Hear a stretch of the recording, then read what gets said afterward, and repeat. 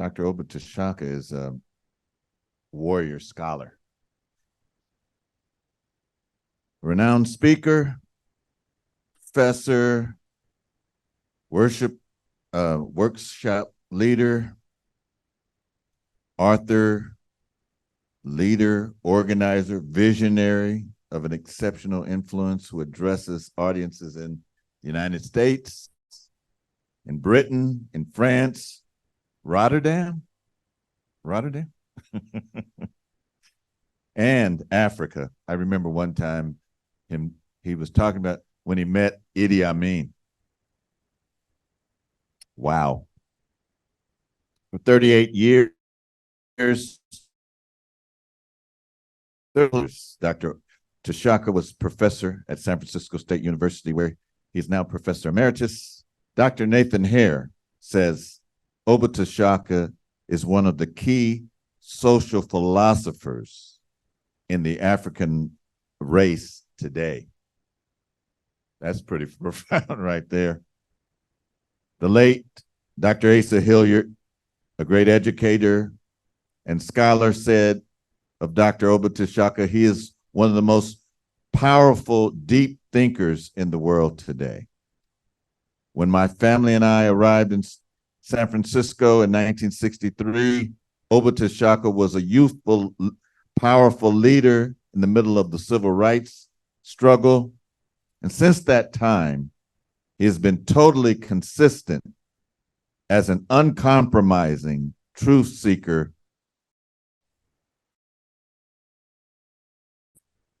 His books include Return to the African Mother Principle of Male and Female Equality, The Art of Leadership, the Political Legacy of Malcolm X, The Integration Trap, Generation Gap, The Art of Leadership, The Art of Leadership, Volume 1 and 2, and this here. When I think of Dr. Obitashaka, because I know that he's a Leo, there are Leos and then there are Leos. Microphone up. Okay. I get to see. I know you. Oh, sorry.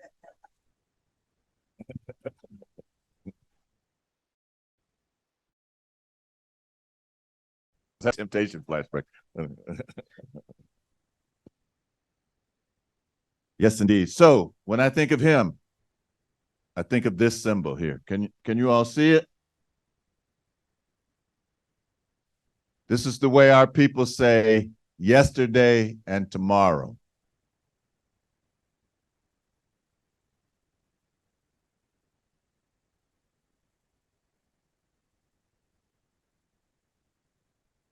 And this is a person that's coming before us that can tell us about yesterday. He can assess what's happening now and give a vision for the future. Please stand and greet Dr. Obitashaka.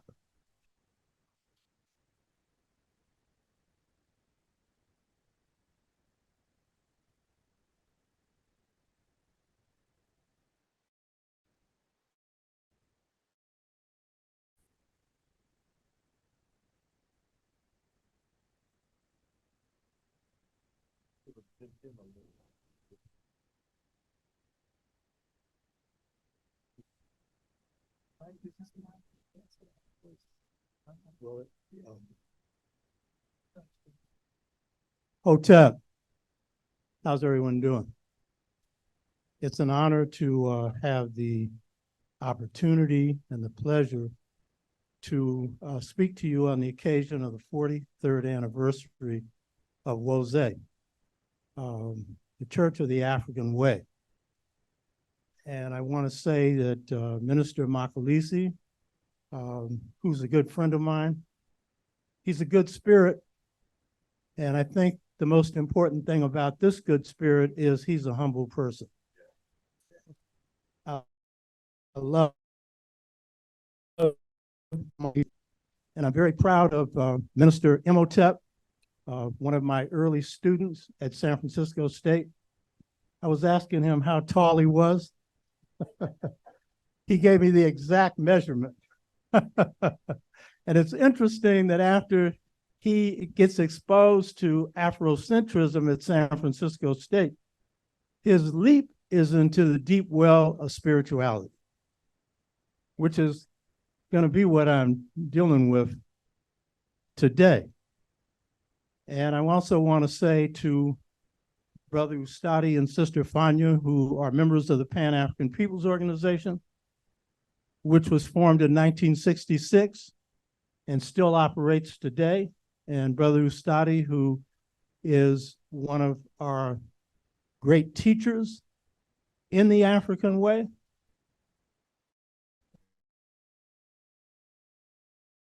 In our school, as you all have, and Ile Omide, have produced some great young Africans because they just haven't had knowledge.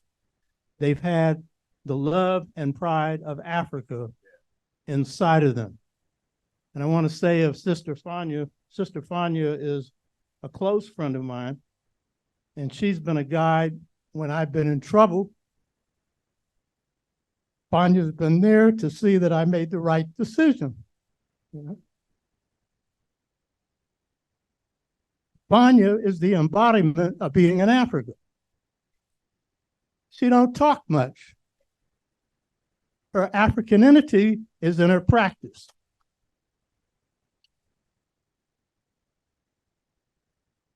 And Brother Ustadi, who is a loving, kind brother, is kind of, and you see brothers and sisters who are on their last road.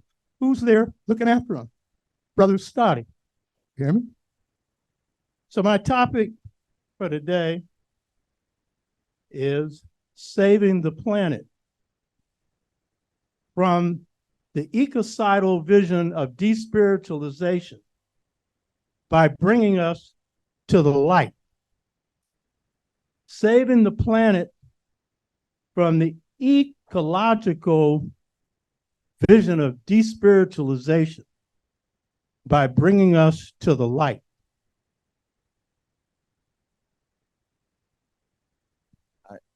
This is really awkward, but somebody is blocking somebody in the parking lot and they need to move their car. I was just told that. I don't know who's blocking who, but we only so much room in that parking lot, all right? License plate and color, I don't know. Shanu, I just, sorry, Doc. So I'm going to be talking about the African way, but I'm dealing with is a topic we don't normally discuss because I don't like going before groups and saying the same thing everybody's already heard. So I like to bring something new, but this topic has to speak to something that we neglect. Even though the Church of the African Way is on the road to that. And many of our people are on the road to that. But some of us have departed from the African way. And we can see today some of the behavior in our community has gone so far apart that it is at the point of madness. And it is due to that has caused our people to, in some cases, step outside their culture. It's not their fault.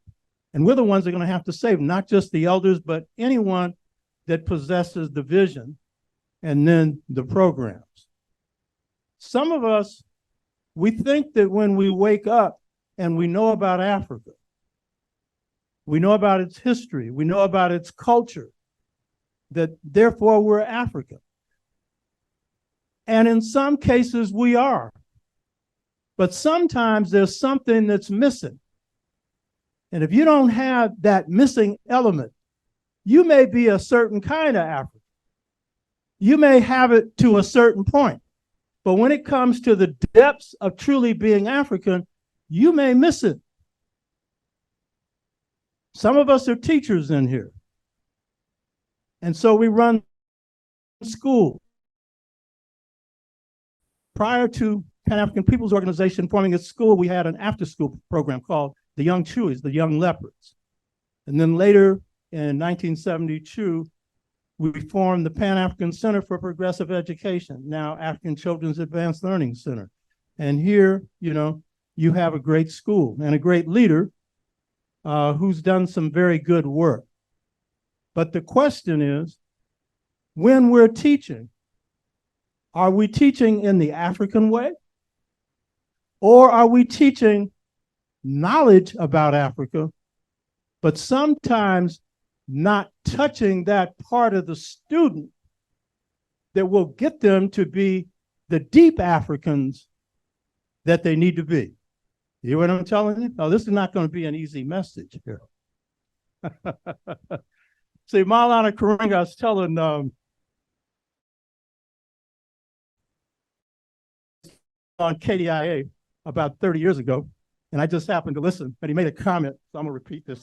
He's already heard it. I'm not going to imitate his voice, which I'm real good at doing. That might be interpreted as mocking. So he said, over to Shaka, he's a hard liner, and he keeps some of us in check.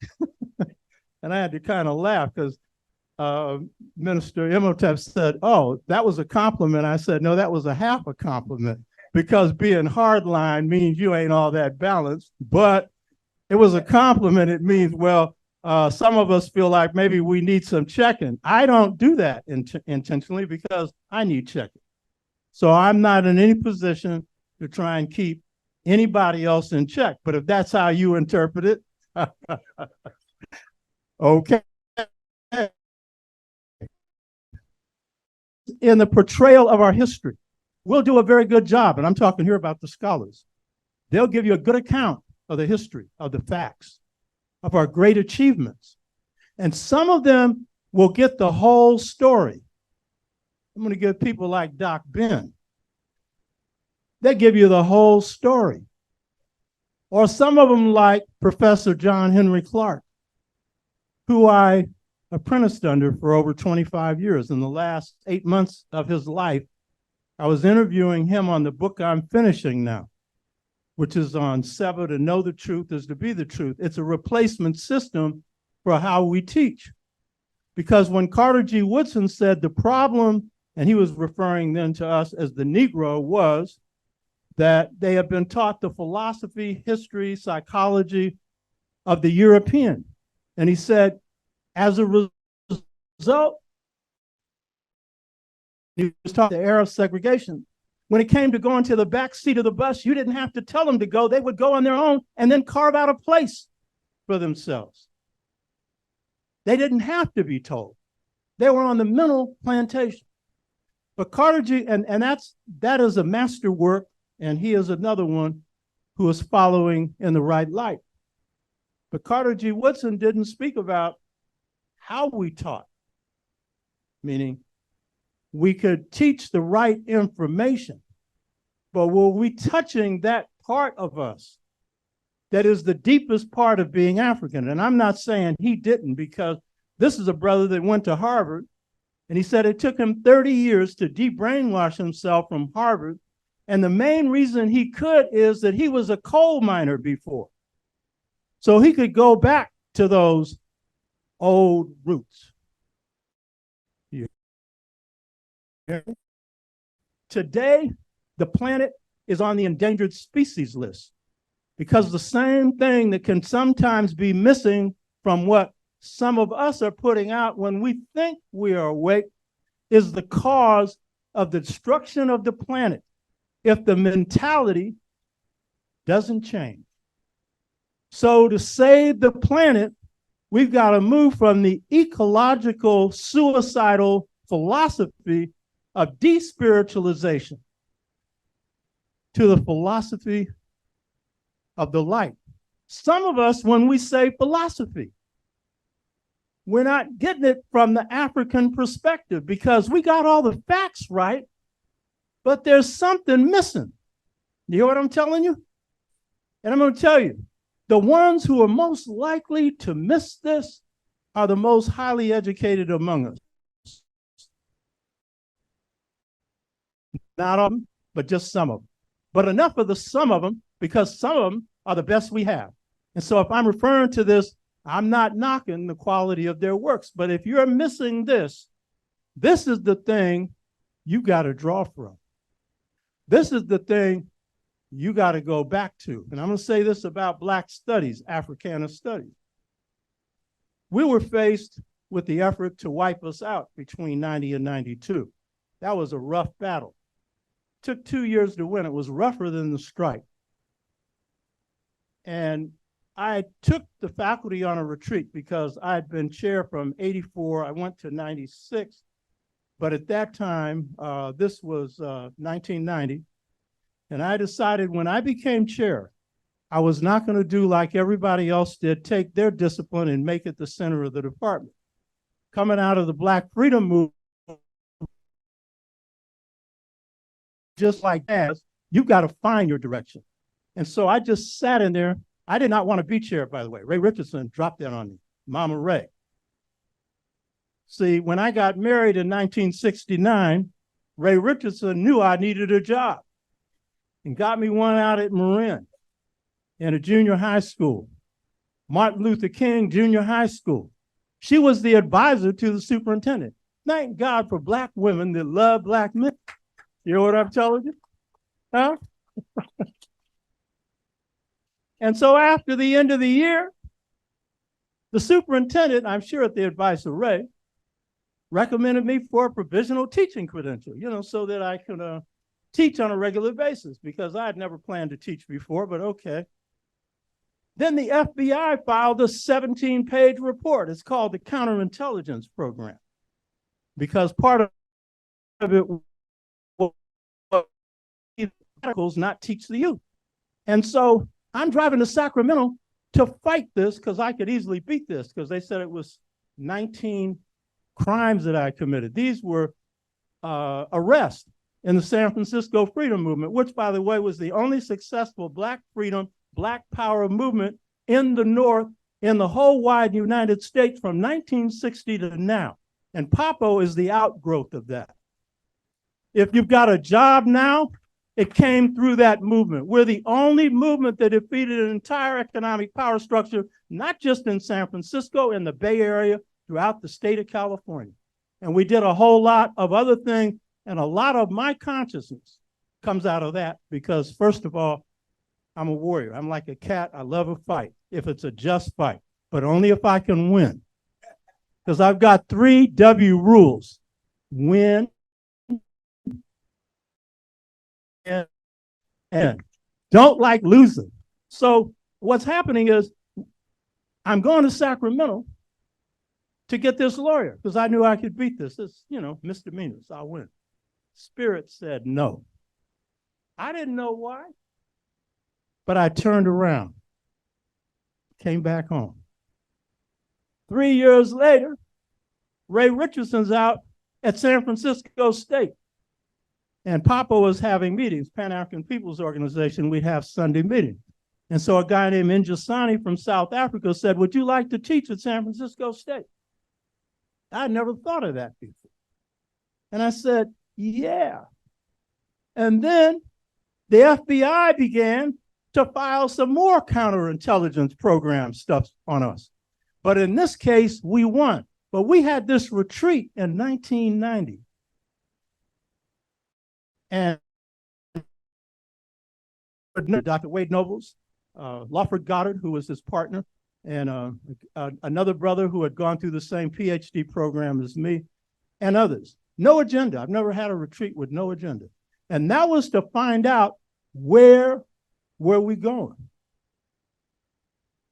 And so we decided that we would shift the discipline of Africana studies around this missing ingredient that I'm talking about. No other department in the country did it. And in fact, when I told some of them what we did, they said, you can't do that. So I'm going to tell you what that was in a minute, because what I want you to understand is I've been derelict in this, because when I underwent an awakening in 1963, as I chair the San Francisco chapter of the Congress of Racial Equality, I had undergone a from Negro to Black to African. And then I went through a bunch of changes, and a brother named Bulunlelu Wabogo and we charted these changes. He used Franz Fanon. I used my own awakening, Malcolm's awakening, Amilcar Cabral's awakening. We call this the six-fold stages to mental freedom. Ustadi's gone through it. Everybody that comes through Papo goes through this transformation. If you want to talk about a healing, this is where the healing goes. But in my case, I thought I was healed. I'm Black, I'm African. I'm continuing to dig. I know I got shortcomings, I'm working on them. But I figured that I had that. But there was a missing ingredient. See, I ain't up here just talking about other people. I didn't even know it. This would occur later, that I would realize that there was another thing. So what is this missing ingredient? Huh? What is this thing that makes you truly African? What is it that lines you up with the universe and makes you, or at least puts you in the position of being your most creative self? What is that? That is the beautiful light. The beautiful light of God that dwells within inside of each of us. See, Minister Imhotep came straight to it, but I went the political route. You wouldn't hear me talking about the Spirit said. That came later, even though I always respected the Spirit. I just told you. Spirit said turn around, I turned around. When a sister told me, my mother's best friend, to join the Black Freedom Movement, I went there. I was entering 1960 when the movement kicks off. But she knew better than me, because some people can see more in you than you see in yourself. And so I didn't know this was a door that opened up. By the way, this is part of how you teach. You got to open the door to the student's light. There's a whole method for that. You hear me? And so the thing that has kept some of us away from being truly African, and others of us have been truly African, but have taken some of us away from that, the thing that makes it more difficult to really teach deeply to our students if we don't know how to deal with this light. And why is this a problem? Because what endangers the planet? What endangers people, particularly those in the most important positions? If you look at Africa and the bad position Africa's in, that's due to colonialism. And it's now called neocolonialism, dollar colonialism. But it's due to the mentality of the leaders. These leaders who don't care 2 cents about their people. You hear me? And we've got the same problem here. So what do I mean by returning to the light and abandoning despiritualization? What is despiritualization? This is what we often don't talk about. In fact, when we talk about consciousness, we usually are talking about the very problem. We're talking about reason, and reason's important. But when we say SIA, exceptional intellectual clarity, we too often interpret that as meaning reason. And who? Authoritative utterance, the speech that lines up with the reason. And then we see Heka. Heka means magic. But most of us who have been spookified out of the light, we want to call it something else. You hear me? And so too many of our scholars interpret this to mean your exceptional thought that leads to clear words, that leads to powerful actions. It's actually magical actions. It should be telling you something. But there's a problem with that, because if you define philosophy as just reason, you're in the bag of the Greeks and don't know it. So what do I mean by this? Despiritualization is the project that rules the world right now. It is this mad philosophy where the servant mind has become the leader of the mind. You hear me? Reason is the servant mind. The servant is supposed to do what it's told to do. See, I know you don't like this because it doesn't sound democratic. Sounds like I might be talking about slavery. We're talking about God and the two minds, because reason itself, when linked to the higher God mind, is all of what God gave us. See, in Kemet, they have a saying: don't speak before you think. Think before you speak, because the worst thing you can do is open your mouth and not know what's coming out. You hear me? So that's reason. So I'm not knocking reason. I'm knocking reason when reason is made the commander. Because here's the problem with reason. Reason can't see ahead. It doesn't know it's going to go down 5 minutes from now. And it's understanding of what really happened in the past if it's not seeing this through the eyes of the Spirit. Because you see, when you put reason in charge of God's mind, then you are in trouble, because God's mind is the mastermind. So what's supposed to happen is reason's supposed to stay in its place. Reason is supposed to do the basic common sense things you're supposed to do in life so you don't make mistakes. But when it comes to those roadways, those detours where you don't know where you're going, then you got to draw on this higher spirit mind that never leaves you in error. In 1987, I was getting ready to go to a meeting. It was a PhD program I was in. I was already tenured. I didn't need a PhD. It was just a little challenge, and I picked one that was in line with my stuff, where the people are, you know, the wooden stuff. I really wasn't learning that much, but it was a challenge. And I put forward Art of Leadership Volume 2 as my dissertation. That's half of a 1,000-page book, you know? And so I'm supposed to be at this meeting 4 hours later. Spirit says, leave now. Now, you know, when the Spirit talks, usually it doesn't say anything. It's a feeling. And that feeling told me to leave. And I said to myself, leave? I'll be in Berkeley for 3 hours waiting for this meeting. And then I started to think, this mind has never led me wrong. This is God's mind, the mind of intuition, that gut feeling that you have. Every time you go against that one, that's when you make mistakes.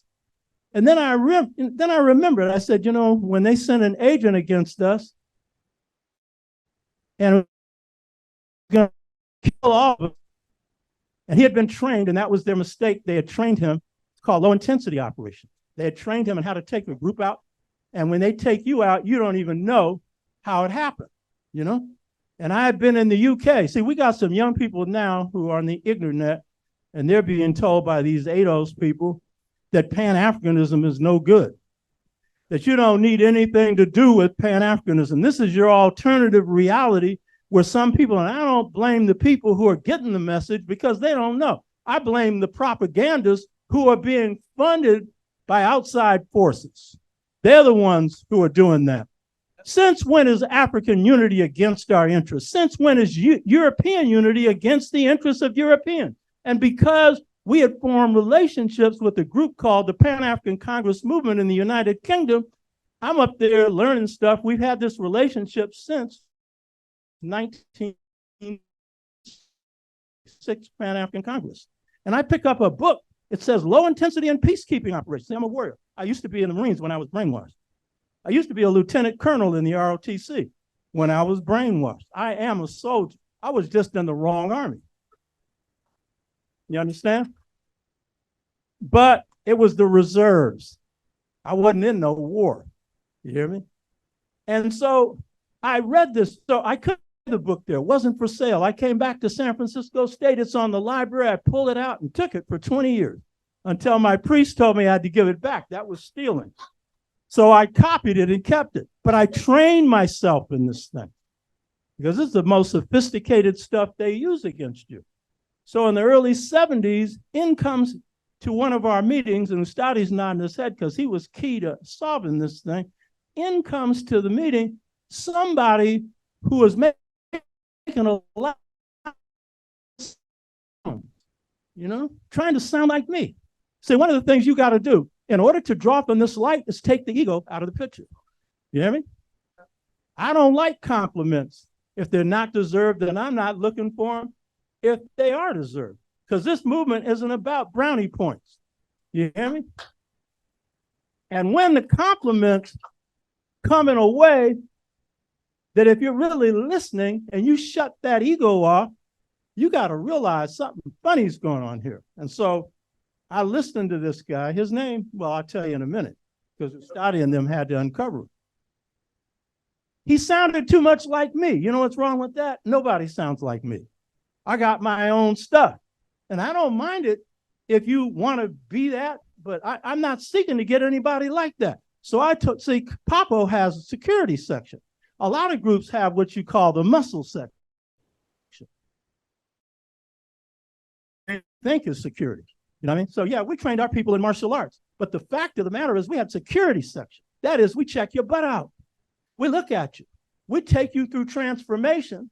And we get into you and every side. When we're through, you come into the organization, we got a real African. And if we don't, we're going to know it. So I told Ustadi, I said, check him out. There's something wrong.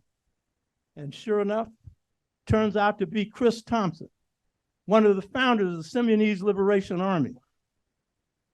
That Simeonese Liberation Army was burned alive by Chris Thompson. By the way, he provided the gun to the killer of Marcus Foster.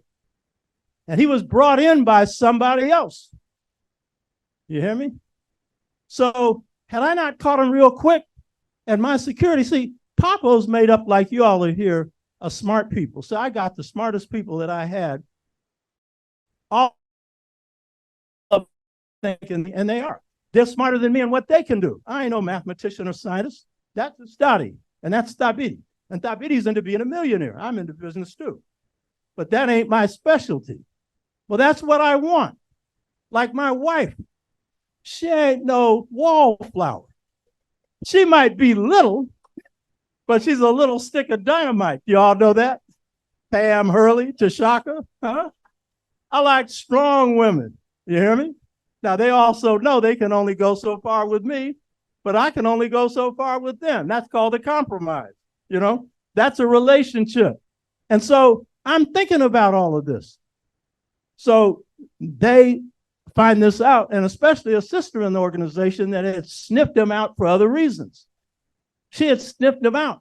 You understand? Even found out where he lived across the street from where they had kidnapped Patricia. You hear me? Now, so I'm thinking, I ain't never been led wrong, so I left 3 hours early instead of 4. You know what happened? Had I left at the time, the Bay Bridge, a part of it, opened up. The Dumbarton Bridge collapsed. I'm here because I listened to this higher mind, even though not all the time. I ain't claiming to always do it when I should, but on the main things, yes, I do. And by the way, the birds have the higher mind. Every creeping and crawling creature has the higher mind. They knew when the earthquake was coming, they were all scattering because the Spirit of God is within everything God creates. So I'm here to talk about this demonic, despiritualized mind and saving the planet life by taking what's lower and putting it back in its place and raising God, that is the mind that is within us, the higher mind, to the higher space. So how does this affect Afrocentrism? See, we're miseducated in this project. So we're living in a world that is materialistic. It is a world that was really set up by the Greeks. Some of us say that Greek philosophy is stolen African philosophy. That was George James' stolen legacy. There's truth in that. They did take part of it. But no people can take on someone else's culture wholly. I'm going to give you one example. In the Greek language, there's no word for right or ought. So how could they imitate Maat if they had no idea of right or art? They never, you never hear Plato or Socrates or anybody else talking about morality. Because, see, this is another thing. We don't study the Aryan or European worldview. We just study what we call white supremacy, and that's an outdated term. Don't you know white people are going down the tube? Don't you know they're in decline? White supremacy might be behind. That's why they're surrounding China right now. You hear me? Because China's on the rise. And guess what? Africa will be on the rise because the majority of this Earth's population are becoming African. It's young, and you're not going to be able to keep us in the place that we are in anymore, provided that Africa, and it's not the people of Africa, it's the leaders that we need to put in their proper place that become mouthpieces of us rather than are in charge. And if that's the case, then it's going to be the light, this higher mind, this spirit that is caring, because despiritualization, one of the worst things about despiritualization, it's the lower mind. Reason is good, but when you separate it from the spirit, then what happens is greed takes charge.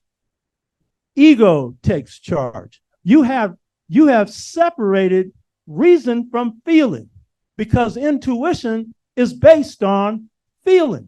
And so care doesn't matter to you. So the majority of the planet is living on $2 a day because of this despiritualized, in this case, capitalistic mind. But I'm here to tell you that the Marxist mind, and I'm not anti the Marxists in that they want to equally distribute the wealth. I'm not opposed to that. So don't misinterpret me. I'm just not one. And one of the reasons is when they get into power, they seem to be hard on as a capitalist, even though they're talking about making things better, because they've got a dictatorship of a very few. They do the same harm to the environment as the capitalists do, because they have the same mentality by and large, except they want to equally distribute the wealth. Here's the deal. If you're going to equally distribute the wealth, but not equally distribute power, aren't you going to stay in the same position?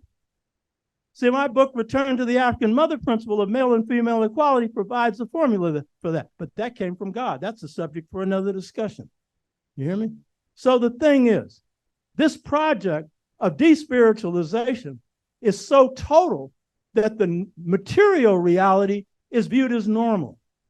And the psychic or spiritual reality is viewed as abnormal. Go to a psychiatrist and tell them that you had a dream where you astrally traveled and you saw exactly happen. If you're in New York, you might be committed to an insane asylum. Am I telling the truth? Why? Because Sigmund Freud, he didn't just put reason on top of intuition. Sigmund Freud said the project of psychology is to remove the intuitive altogether. How do you do that when you're a spirit and a body? Huh?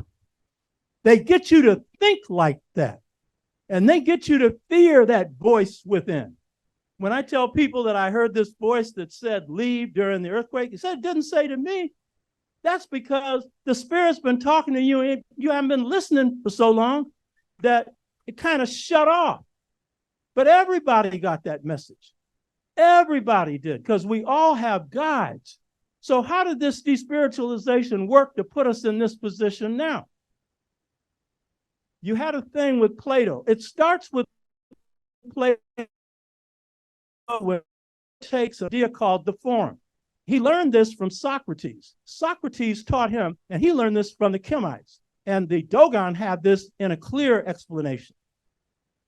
He said to Plato that in the realm of heaven, because Plato was the first one to take us into despiritualization, but he's still partially into the spirit world because he's influenced by the Chemites.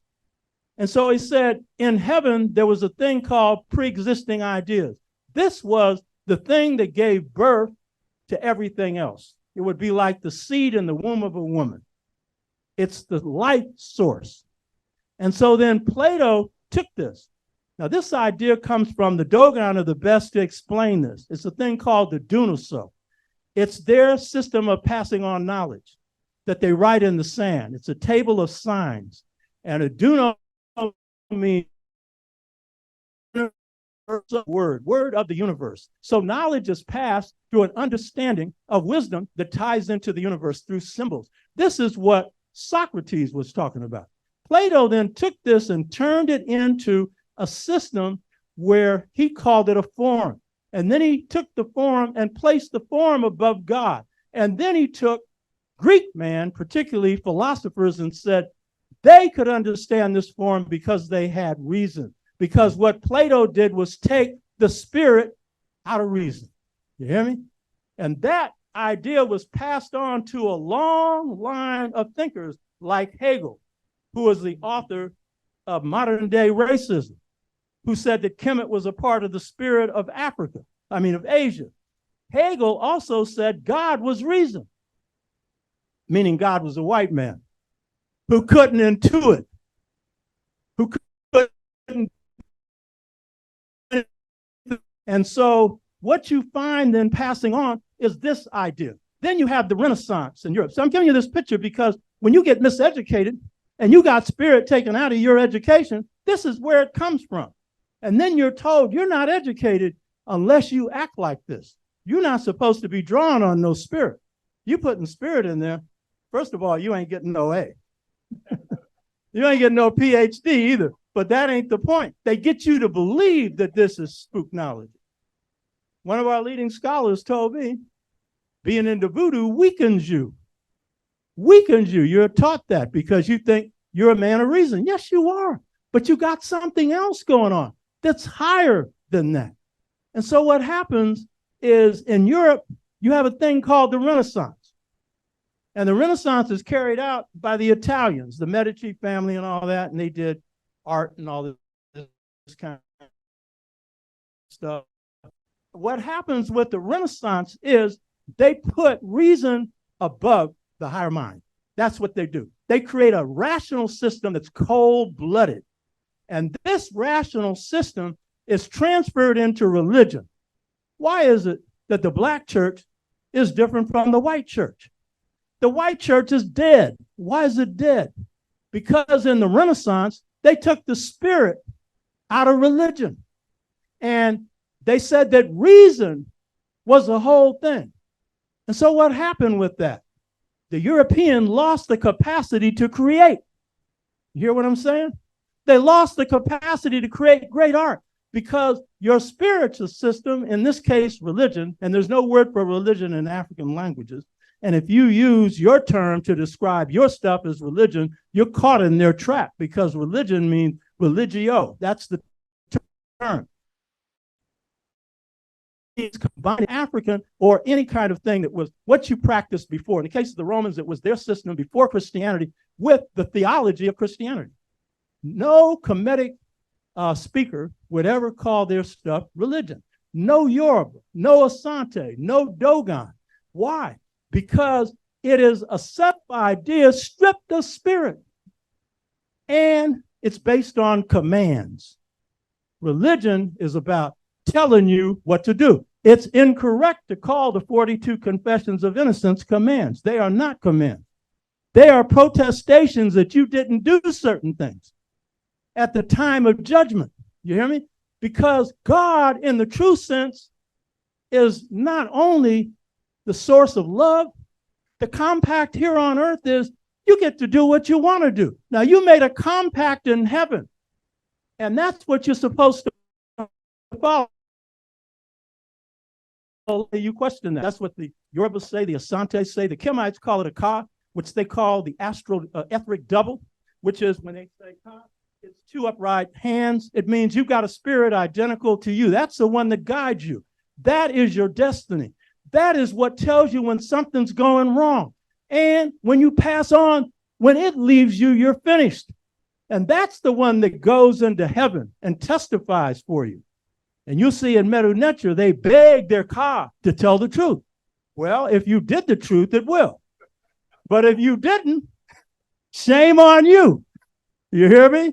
And see, this is backed up by parapsychology. See, I'm into the spirit stuff. Even when I was not all the way into my awakening on the spiritual stuff, I was into astrology. I was into respecting the spirit. I did love African American music and culture, which is spirit based, but I just hadn't gone through information. I was still hanging on too much to the reason. There was still intuition in it, but it wasn't full. See, this breakdown of reason is complex. Some people just abandon spirit altogether. Some people every now and then. You hear me? So what happens then with Christianity is that you have this idea that reason dominates things. And so because religion inspires a whole culture, the European lost the ability to dance, to play good music. You hear me? Why? Because if you're only dealing with the rational mind, there's no feeling. And if there's no feeling, it's not going to move you. So if you look at ballet, ballet is mental gymnastics. It's laid out according to a plan. And therefore, you dance according to the plan on your tiptoes. That's defying the laws of gravity. That's why ballet dancers have feet problems after a few years. And so what you find is that when it comes to European dance, it's all predetermined, again, by a rational plan, Arthur Murray. Step 1, step 2, step 3. You hear me? But that is the plan throughout the entire culture. Zora Neale Hurston said, African people think hieroglyphically. Europeans think in writing. I'm a writer, but I write the way I speak. That's not respected because the power of speech is the power that can bring harmony to the earth, and it is the power of love, provided that is based on the truth. So what we're seeing is when we get captured in Western institutions, very often we have been taught to deify this reason, and we get A's, and we get told we're smart, and then even if we know Afrocentrism, we're going to interpret what we see in a different light. Most of the discourse of some of our greatest scholars leave the spirit out. You know what I'm telling you? It's left out. Not all, but too many. That doesn't mean their work isn't good. It is. But it's got a missing ingredient, which is its essence. Why is the earth in danger today? Because coming out of Christianity, you have this mandate, which is again coming out of a religion that is commanding, that says, man, you have the authority to control the earth. And you have the authority to control your women. Now, you sisters don't like that. Huh? Because what is Mother Earth but Big Mama? Huh? So you have a person named Francis Bacon. See, I studied on their thought, not just the obvious white supremacy. There's a whole range of thought. Guess what? They've been messing up the planet before they came in contact with us. And so Francis Bacon, following the dictate of the Bible, says that the earth is not a living thing. It's a material thing. And then he says the goal of a scientist is to observe Earth. That's called empirical science. There's nothing wrong with it. Nothing wrong with observing Earth. It's the purpose for control, for domination, and they said to create a new nature. And by the way, now that the planet is being thrown out of balance, one of the things that scientists are trying to come up with is a way to create a new nature to counteract what they've destroyed. The problem is when you have a logical mind that only thinks one way, it might bad things. It's like when you ever take a piece of medicine that doesn't come from nature, it will act one way positive and 10 ways negative. And they'll tell you on the commercial, take this, your heart might go out, your kidneys might go out, but you won't have any pain anymore. That again is the logical, despiritualized mind. So Francis Bacon waged this war on nature. And so what we're seeing now with the heating up of the atmosphere, the heating up and the rising of the oceans, the melting of the ice caps. It's all based on this despiritualization. To save the planet, you got to go back to a spirit-based science, a spirit science. And I'll conclude on this one, led by the great George Washington Carver. I'll end on this one. What's the solution to this? We got to return to the source of the best of our culture. Native Americans, they got to return, which those that are conscious already know this, the source of their best culture. And the same thing with all people of color. And whites who created this, they're going to have to kill this mindset or the planet will die. And since their numbers are going out, we're in the position where we're going to have to come in with a new vision. You need to be training your kids to be running this society and running the world in harmony with truth and justice, in harmony with the beautiful spirit. So I want to say this. When we return to the best of Africa, what are we returning to? This is what is really missing in most of our accounts on African civilization. We will get what African civilization is, Maat, the Ka, the Ba, all of this. We'll get that. God, we'll get all of that. You know what I mean? But rarely do we get told this. The very basis for Kemetic civilization, the very basis for Twa civilization, which we don't study, they gave birth to everything. They're God's first people. Ghana, Yoruba, Asante. And I'm going to say this because some of you don't think of yourself this way. The very basis of African American civilization. You got a mighty civilization here. Do you know that? What's the proof? Our culture is the popular culture of the world. You hear me? Not just the music. The music is the art form. Imagine enslaved Africans who, in the midnight of slavery, create African, because we had to fight to do ours, whereas in the Caribbean it was dropped there. It could just continue the way it was, and then alongside of it was the European. That's called hybrid.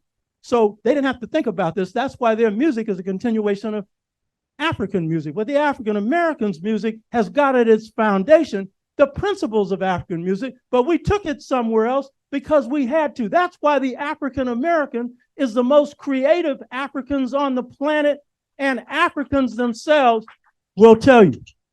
And I want to also say the most creative people on the planet, because we're more creative than any other Africans. And that's not because we came in here more creative, because in the act of recreating a culture based on fundamental African principles, but rearranging them in a new way and coming up with new elements like Pan-Africanism, we created that, along with the people in the Caribbean, Trinidad, one Africa. And that to the fifth Pan-African Congress that then moved for the independence of all of Africa. That came from you. Quit saying that they took my culture. Quit running around the world insulting yourself, saying that you are people with no culture. The only way they can kill your culture is to kill all your people. As long as your people are alive, your culture will continue.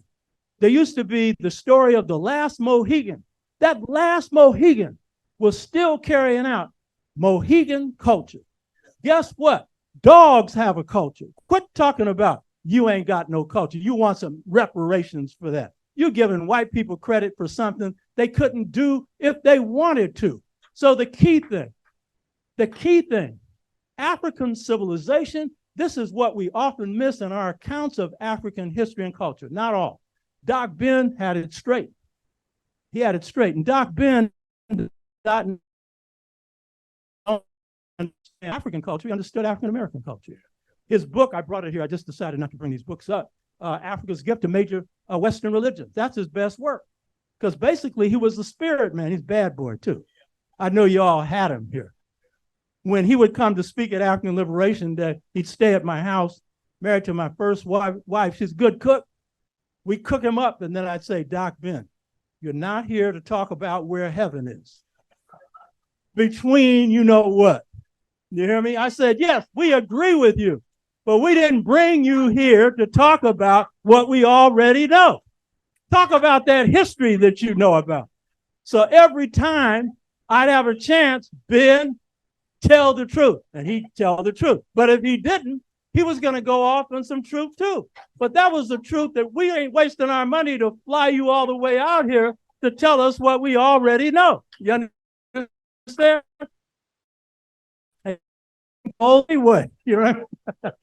That's something you need to put in the closet. I never said that. I'm joking. So the thing is, when we look then at African civilization, what we miss in the story of Kemetic civilization is this. Kemetic civilization was spirit-based through and through. Every dimension of Kemetic civilization, and this is true of Dogon, Yoruba, every African civilization, and it's true of the African American, though we had to fight a war to maintain this, a cultural war. And so I'm going to give you the most obvious one. It's really not obvious. That really shows that if this was based on spirit, everything must have been. The Kemites measured the earth. They were so good in measurement, they knew exactly where the dead center of it was, Khufu's pyramid. You hear me? Guess what inspired geography and geographical measurement?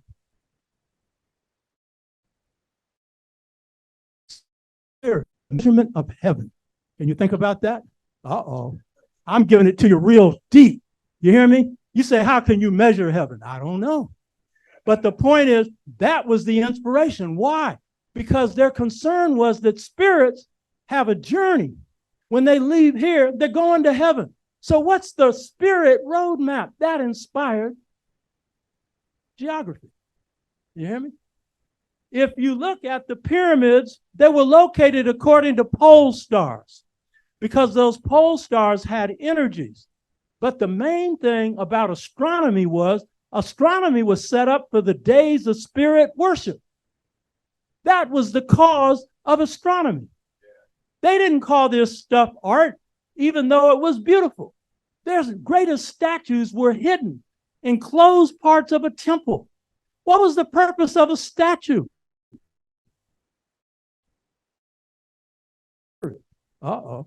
See, some of you will say, oh, no, But you all should know, when you buy something in Africa, you better know, is it made for the tourist, or is it the real deal? Because if it's the real deal, you're going to have a spirit up in your house. You better know what that spirit is. That was called cult worship, not to be confused with cults as someone blindly following. No, it meant cultivating the spirit. What was leadership based on? Lineage heads or pharaohs, or Asantehinas, Asantewas in Ghana, or the Oba in Yoruba land. They were the mediators between human beings and the spirit realm. And in the case of all those except Kemet, they had to be the ones that never lied, that never cursed, that never abused a woman, and never turned their back on a war party. They had to be the best man. Whereas the leaders in Europe, they were killers.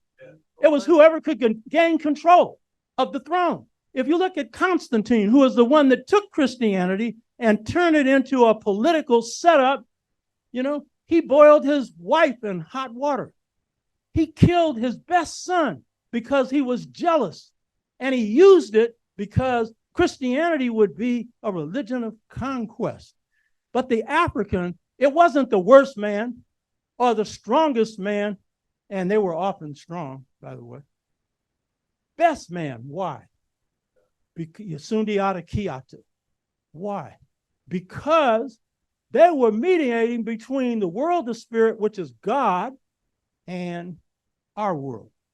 And if you were going to be prosperous, you had a leader. You had to have a leader who did not have dictatorial powers. His council was held together by the will of the council that consisted in Ghana of the Asantehina Santewa, Queen Mother, King, and his council. And all the people on the council were lineage heads who were people like the Asantehina, the king, the person of great character. You hear me?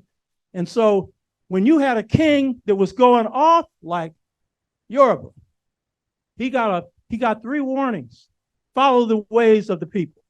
And if on the 3rd warning he didn't, he got a bowl with a parrot feather in it, and that meant kill yourself. And if you didn't, the people were going to kill you. Native Americans had the same thing. So spirit was the key to governments. And what I'm saying is, if we're going to get it right, we got to go to the way of the spirit. Put that film up there. So in the case of the new African, Bill, can you put on that song now? Bill. So in the case of the new African, the thing that enabled us to sustain ourselves was this same spirit. And I want to put up here Sweet Honey in the Rock. Wade in the water. Hear me? Because this tells you the spirit of the entire civilization we created here.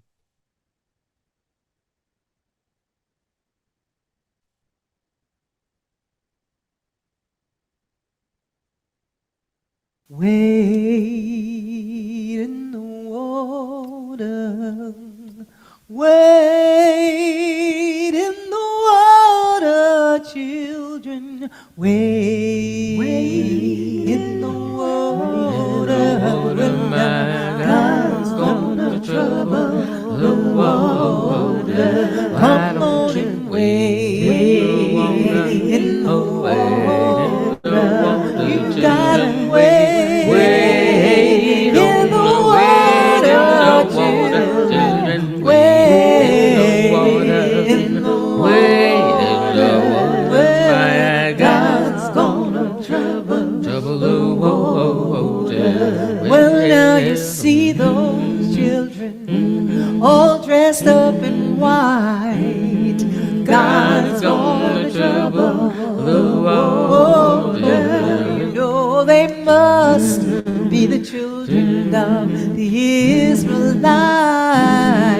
God's gonna trouble the water. Well, now you wanna wade in the water.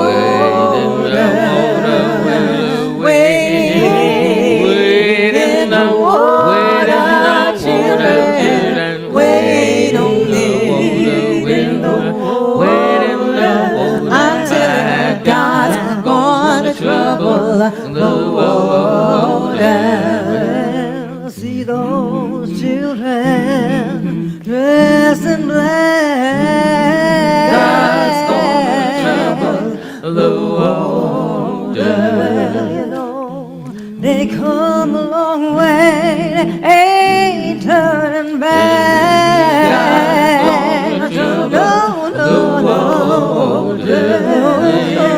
See the children, they're dressed up in blue. You know my God's gonna trouble the water. I see it looks like my people, they're coming on through. Well, my God's gonna trouble the water. Well, everybody knows it's wade in the water. Children, wade in the water, children, wade in the water, wade in the water. My God's gonna trouble the water. See those children dressed in red. My God, He's gonna trouble the water. You know it must be the children that Moses led. My God, He's gonna trouble the water. See those children all dressed in green. God's gonna trouble the water. You know they're moving down to that Jordan stream. Well, God's gonna trouble the water. Come on, children, down in the water, my children, wade on in the water, my children, wade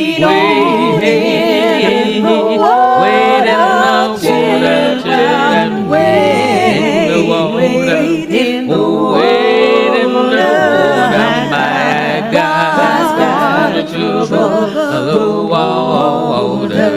You know, some say Peter and some say Paul. My My God, God, my God. Well, you know there ain't but one God made us all. God's gonna trouble the water. Everybody gonna just wait on wade in the water, wait in the water.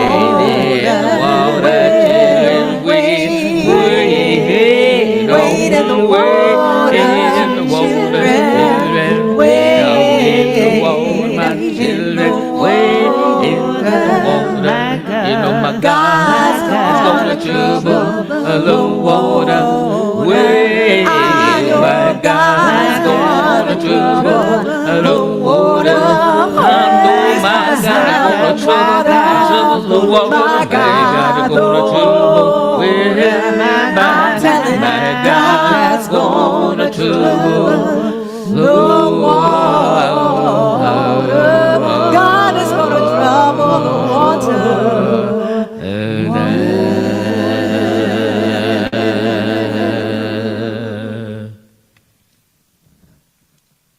Wade in the water. That's an Igbo song. The Igbos were called the Flying Africans. No one wanted to enslave an Igbo because the Igbo came out of a culture of freedom. No leaders. Everyone had a say-so. In fact, when they made their compact in heaven with God, they said the Igbo argued with God because the Igbo had this sense of having a say-so. Wade in the water is about the Igbos going to the water. And they called them flying Africans because they would fly home to drown themselves. You didn't know that was what that song was about because they preferred death over slavery. They believed that home and God's going to trouble the water. What does that mean? See, if we have this physical concept of God, we think God's outside of water. He's going to trouble water because some bad things are happening. No, God's in the water. Because God is infinite force outside of space and outside of time. See, when we're talking about despiritualization, then what we're talking about is getting in touch with the forces of God that are within us, that is within everything that God creates. That's the power that we have. Combine that with the physical, political, social, and economic power, and you're truly strong. The enslaved Africans, leaders, were people of the spirit. They were diviners. They were not Christian preachers. W.B. Du Bois draw this conclusion. In 1859, out of 8.9 million Africans, only 400,000 were Christians. We got this view that the African in enslavement was a Christian. Why would they be? They come out of a spirit-based culture and a spirit-based civilization. And on the plantation, they had a war with this spiritualized culture, this racist culture, this dehumanized culture, and it made them strong. The average enslaved African was between 18 and 30. They were of a fighting spirit. They came through societies like the Poro Society, which was secret societies. And then they turned them into secret societies inside the United States. And those secret societies, they nurtured people like Nat Turner.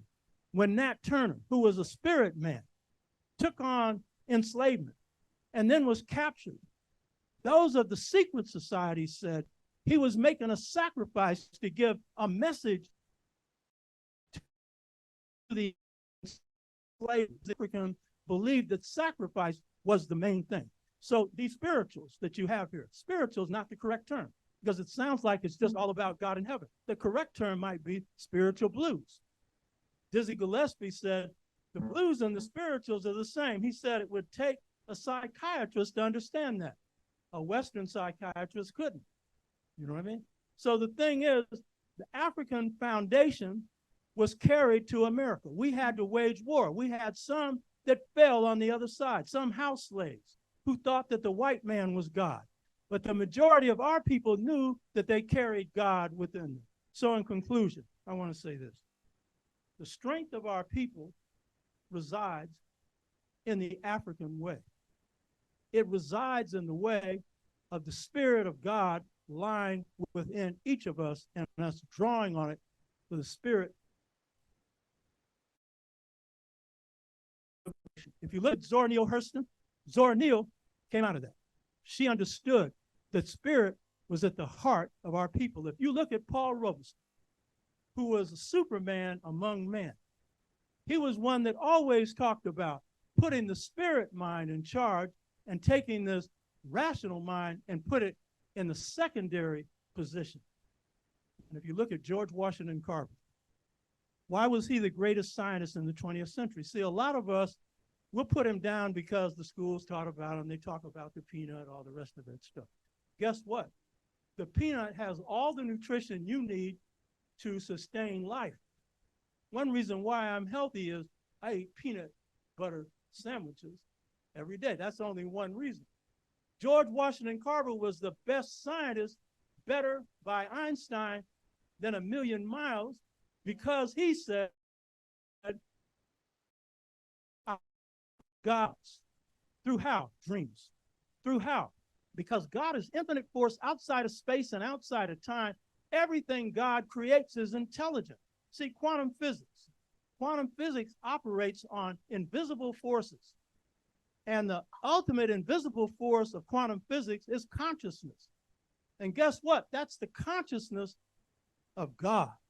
And so George Washington Carver would communicate with plants, with leaves, with trees, with rocks, and with God. When he went into his laboratory at 4 a.m, which is the best time to communicate with spirit, he said, I did my creative science.